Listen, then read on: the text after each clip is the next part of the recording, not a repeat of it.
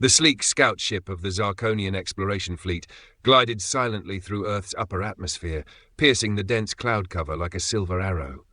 Inside, Captain Velnor adjusted the viewport as the blue-green orb grew larger, its continents and oceans sprawling beneath them like a puzzle of life. Target planet designated Terra, the ship's xenobiologist Dr. Zeller announced, her multi-eyed gaze flicking over readings on the console. Atmosphere compatible, gravity nominal, surface conditions variable but within survivable range for our envirosuits. Velnor nodded. Prepare landing teams. Let's collect samples and observe the dominant life forms. The ship descended, settling into a forest clearing near a small human settlement. The team donned their envirosuits, their exoskeletal forms glowing faintly in green bioluminescence. They stepped cautiously into a world that looked deceptively peaceful. Around them, humans bustled, odd creatures that looked frail yet moved with an unsettling energy.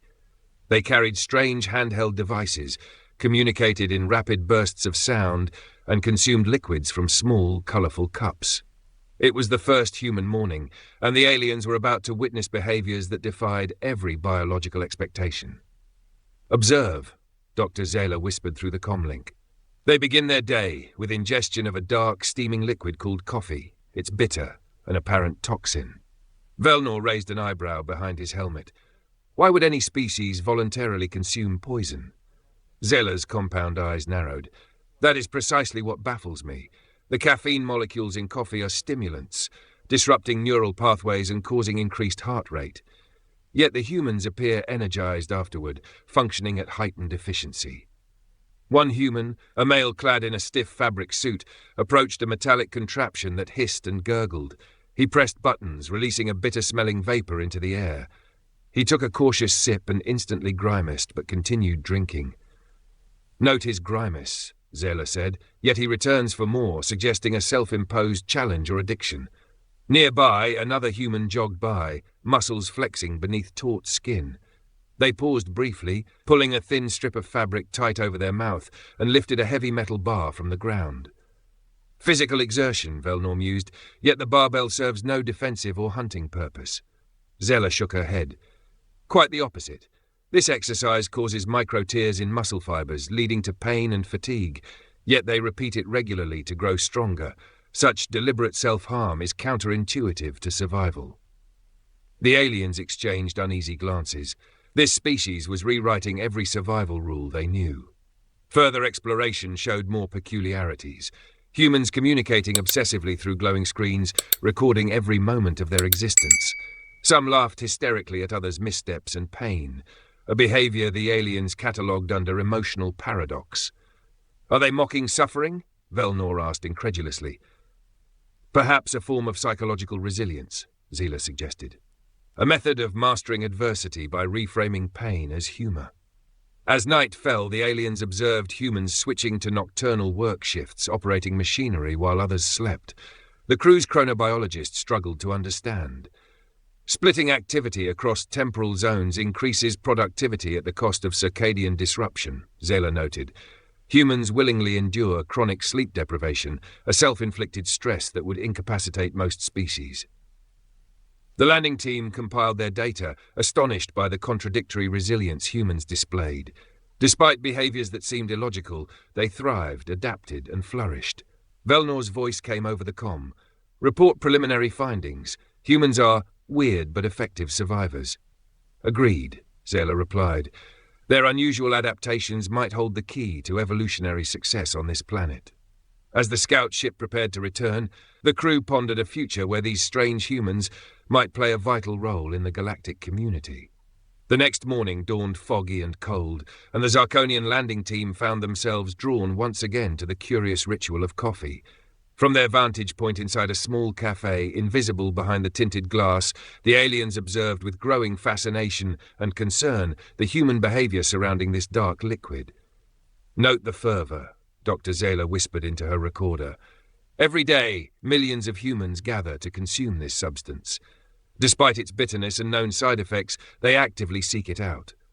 Captain Velnor leaned in, adjusting his sensory array to detect chemical compounds wafting through the air. Isn't it a neurotoxin? Yes, Zeller confirmed. Caffeine acts as a stimulant by blocking adenosine receptors, preventing drowsiness. It increases heart rate and blood pressure, taxing the cardiovascular system. Outside, a woman in a flowing coat approached the counter, ordering a double espresso. She accepted the tiny, steaming cup with hands wrapped around it like a talisman. One sip brought a brief wince, but then her eyes brightened and a faint smile crept across her face.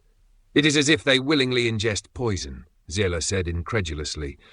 "Yet they describe it as a lifesaver or fuel." Velnor's tentacle brushed his chin thoughtfully. "Why endure something harmful when it's not essential? Our analyses suggest humans require water and nutrition, but not caffeine." The door chimed and a man entered, his gait sluggish and eyes heavy. He approached the counter and ordered a black coffee. Taking the first bitter gulp, a transformation began. His slumped shoulders straightened, his face cleared, and his pace quickened. "Addiction," Zela murmured. "They create chemical dependencies to artificially push their bodies beyond natural limits. This paradoxical behavior increases their productivity and alertness at the cost of long-term health." Velnor frowned. "So humans damage their health to improve performance? An inefficient evolutionary strategy. Or, Zela suggested, a deliberate trade-off. Humans face constant environmental and societal pressures. By overriding natural fatigue, they extend their waking hours, gaining advantage over less adaptable species." Outside the cafe, a group of humans huddled around their cups, sharing conversation and laughter. The caffeine seemed to function as a social lubricant, sharpening wit and camaraderie.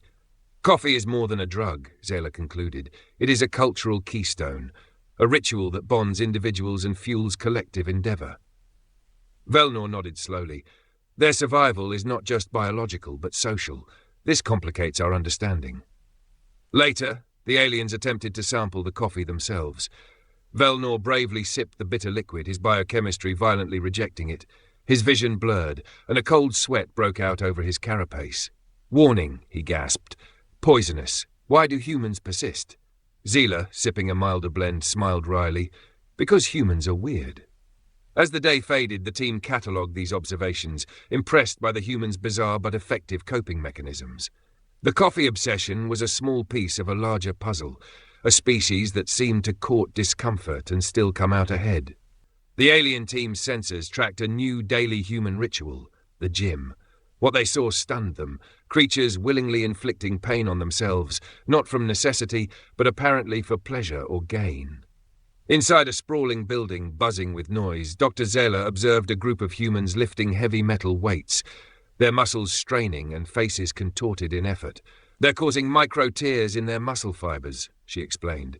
"This controlled damage forces the body to repair stronger tissue. It's a form of biological self-harm." Captain Velnor frowned. "Why would an organism deliberately injure itself? Natural selection favors avoiding injury." "Humans embrace this paradox," Zela said. "Their bodies respond to pain and strain with overcompensation, repairing damage to build strength beyond baseline. It's an adaptation unique among known species." A human approached a long metal bar, attempting to lift it but failing, their face red with exertion. They groaned but smiled afterward, as if proud of their effort. "Observe the emotional response," Zela continued. "Pain and exhaustion are met with satisfaction, even joy." The aliens' medical sensors detected increased production of endorphins, natural painkillers released during exertion. "These neurochemicals produce euphoria," Zela noted. "Humans intentionally trigger pain to gain pleasure." Velnor tapped a clawed finger on his console. "Such counterintuitive behavior is a form of mental conditioning, building resilience." Outside, a young woman ran on a treadmill, sweat pouring down her face.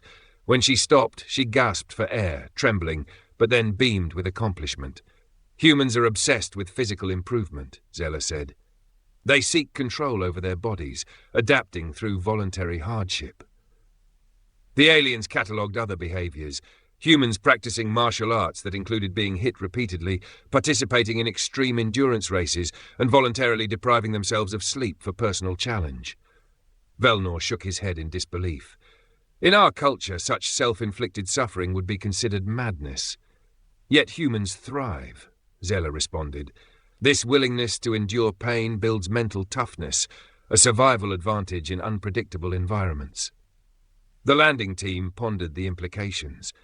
Where other species avoided stress, humans courted it, building strength and resilience through deliberate discomfort. That night, as the ship's crew reviewed their findings, Velnor spoke softly.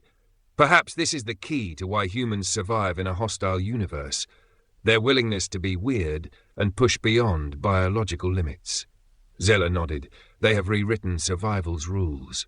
The alien team's next baffling discovery was humanity's obsession with glowing rectangles, small flat devices they called smartphones. Everywhere the explorers looked, humans were glued to these screens, capturing, sharing, and obsessing over every facet of their lives. From a nearby vantage point in a bustling urban park, Dr. Zeller observed a human woman holding a device, her eyes locked onto the screen as she smiled, scrolled, and occasionally tapped vigorously. They document their lives obsessively, Zeller noted. Every event, from mundane to extreme, is recorded and broadcast to an invisible audience. Captain Velnor tilted his head. What evolutionary advantage could this possibly serve? Their ancestors survived without such distractions. Perhaps it is a new form of social signaling, Zeller replied. By sharing experiences publicly, humans build social bonds, reputations, and influence within their communities. A group of humans nearby filmed a friend attempting a risky skateboard trick, laughing as he fell and scraped his knee. The footage was immediately uploaded and shared, earning cheers and supportive comments from unseen viewers. Note their paradoxical response, Zeller said. They derive amusement and social capital from another's pain, a concept foreign to our species. Velnor frowned. Is this cruelty or camaraderie? It is both, Zeller answered. Humor acts as a psychological tool to diffuse tension and build resilience. Social media amplifies this effect by creating shared experiences and community. The aliens attempted to interact. When one crew member tried using a smartphone, the device's interface baffled them. Endless streams of images, videos, and messages, punctuated by rapid emotional reactions, known as likes and comments. Velnor's tentacles twitched. This behavior is addictive, with dopamine rewards reinforcing engagement. Indeed, Zeller confirmed.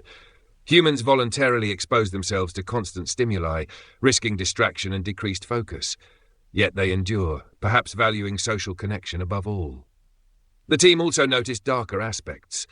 Humans sometimes documented moments of fear, pain, or failure, turning vulnerability into spectacle. This willingness to share weakness paradoxically builds strength through community support, Zeller said thoughtfully.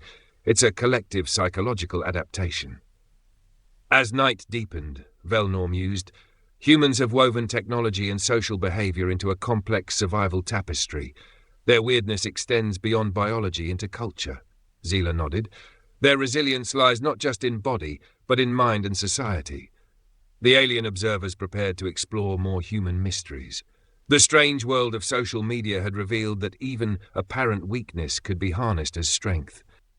The Zarkonian crew continued their observations of Earth with a mixture of fascination and perplexity. Among all the baffling behaviors, one struck the xenobiologists as uniquely alien. The human obsession with humor, particularly humor centered around pain, failure, and absurdity. It was a social phenomenon unlike anything in their known galactic cultures, and it demanded closer scrutiny. Captain Velnor's voice crackled in the comms as the team gathered near a public square in a large city. Report, Dr. Zeller. What is the nature of this laughter? It appears linked to injury? Zeller adjusted her visor. Yes, Captain. Humans laugh at physical mishaps, falls, collisions, bruises, both their own and others. This behavior is paradoxical. Laughing at pain is not common in sentient species we've studied. Across the square, a group of humans were gathered around a street performer attempting a precarious balance on a narrow ledge. Suddenly, the performer slipped, tumbling into a heap. The crowd erupted into laughter, not with malice but with genuine amusement. The performer himself grinned and laughed along, brushing dust from his clothes as if sharing a joke with the onlookers. This appears to be a form of social bonding, Zeller explained. Shared laughter reduces tension and fear associated with accidents or danger. It builds camaraderie. Velnor's antennae twitched skeptically. But why would they find joy in suffering? This seems cruel. Not cruelty, Captain, Zeller replied. Rather, it is a coping mechanism. By reframing pain as humor, humans mitigate psychological distress. Nearby, the crew witnessed a series of viral video clips playing on public screens. A man slipped on a banana peel, a woman tripped over her own feet, a dog chased its tail into a bush, each clip triggering waves of laughter from the gathered humans. "Is this entertainment?" Velnor asked. "Indeed," said Zila. "Humour here is a social tool, enhancing group cohesion through shared experience of mishaps." The aliens found themselves drawn to a local comedy club that evening. Inside, a human called a comedian took the stage, narrating tales of his own embarrassing accidents with wit and charm. The audience laughed uproariously at every anecdote of minor injury or humiliation. "What is remarkable," Zayla noted, "is that humans use humour to acknowledge imperfection. They openly embrace vulnerability as a source of connection." Velnor sipped a synthetic beverage and frowned. Such openness would be unthinkable in our culture, where pain is hidden and weakness avoided. "Exactly," Zila said. "By sharing stories of pain and failure humorously, humans build resilience, transforming weakness into strength." Further analysis revealed that laughter triggers biochemical responses, endorphins, dopamine, that reduce stress and pain perception. Humans literally heal better by laughing at their misfortunes. "This is a biological feedback loop," Zella said excitedly. "Pain leads to laughter. Laughter triggers healing chemicals. Healing promotes recovery. It's an elegant evolutionary adaptation." The aliens watched footage of children playing games where they deliberately tumbled and fell, only to burst into giggles. They saw adults in high-pressure jobs cracking jokes about mistakes, easing tension in the workplace. Captain Velnor nodded slowly. "Humour is a weapon against fear and pain. More than that," Zela added, "it is a cultural keystone that promotes psychological health and social unity."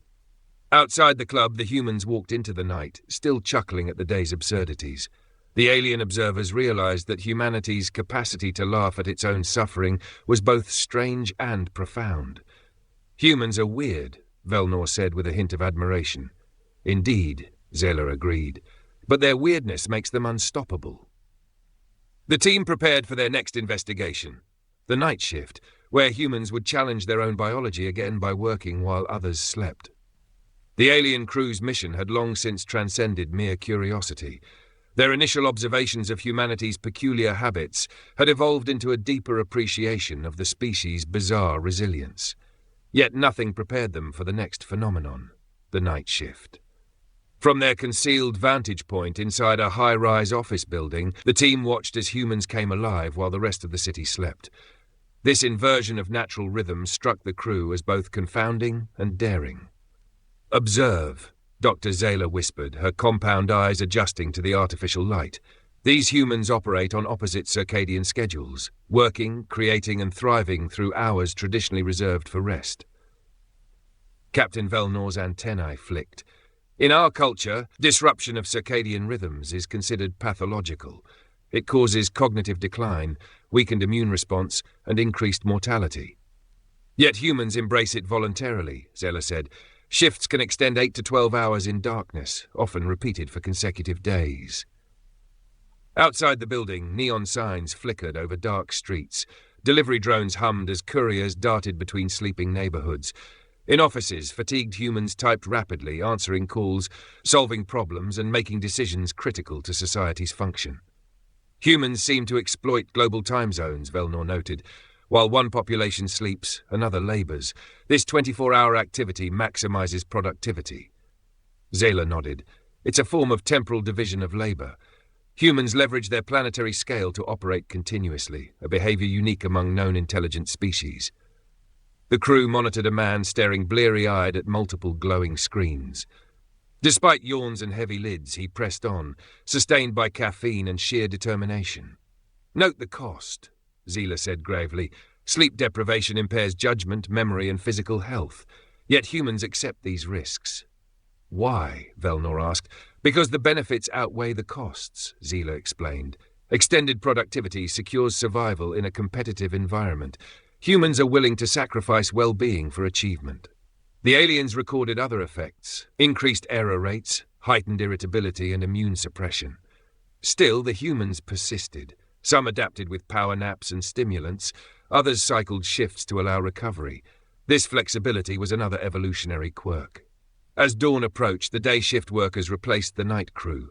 The city transformed from dim and silent to bustling and loud. Velnor exhaled through his proboscis. Humans have rewritten the rules of time. They refuse to be bound by natural cycles. Zela smiled. Their biology is challenged daily, yet they endure. The alien crew considered the implications.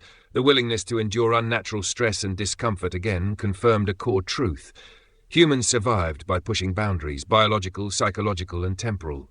This species is a paradox, Velnor mused. Weak yet tough, fragile yet relentless.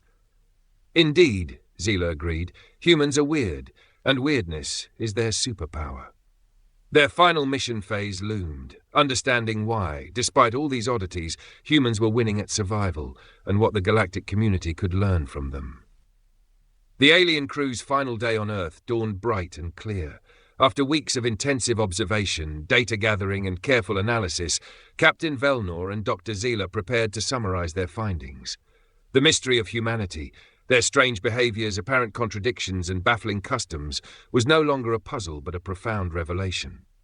In the ship's conference room, the team gathered around a holoscreen displaying graphs, videos, and biodata collected from their time on the planet. Velnor opened the discussion. We came expecting a primitive, fragile species bound by biology and environment. Instead, we find a race that defies conventional survival logic. Zela nodded. Humans court discomfort, caffeine that poisons yet stimulates, exercise that injures yet strengthens, social rituals that distract yet unify. They laugh at pain, work through exhaustion, and thrive in chaos. Why? Velnor asked, gesturing toward the data. It's adaptation, Zela replied. Not just biological, but psychological and cultural.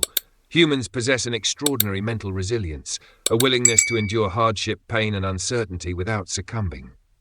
The holoscreen switched to clips of humans in various environments, a mother lifting her child despite exhaustion, a marathon runner pushing past the finish line, co-workers sharing jokes during a night shift, children laughing as they fall while playing.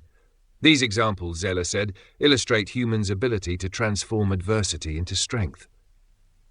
Velnor mulled over the evidence. Their weirdness is a form of evolutionary innovation. Exactly, Zela smiled. While many species avoid risk and seek comfort, humans embrace challenge and discomfort. This dynamic creates resilience, creativity, and survival advantages. The captain's eyes gleamed behind his visor. It explains their rapid technological progress, social complexity, and expansion beyond their home planet. We should consider humanity for galactic inclusion, Zela proposed. Their unique traits could enrich the Federation. Velnor nodded in agreement. A species willing to redefine survival itself is an asset. As the scout ship prepared for departure, the crew took one last look at Earth, a world of contradictions and chaos, but also unyielding will and strange, beautiful weirdness. Humans are weird, Velnor said softly, and that is why they will endure. Zela's voice echoed in agreement.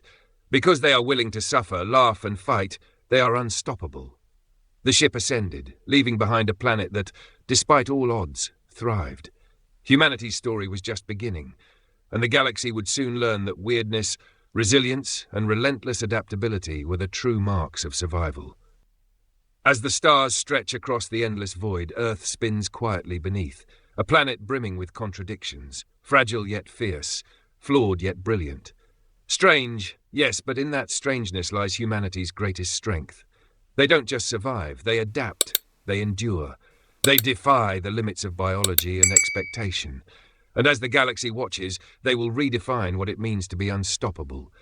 Because when it comes to survival, humans don't just play by the rules, they write their own. This is only the beginning. Stay curious, stay weird, and always remember, the universe belongs to those bold enough to be different.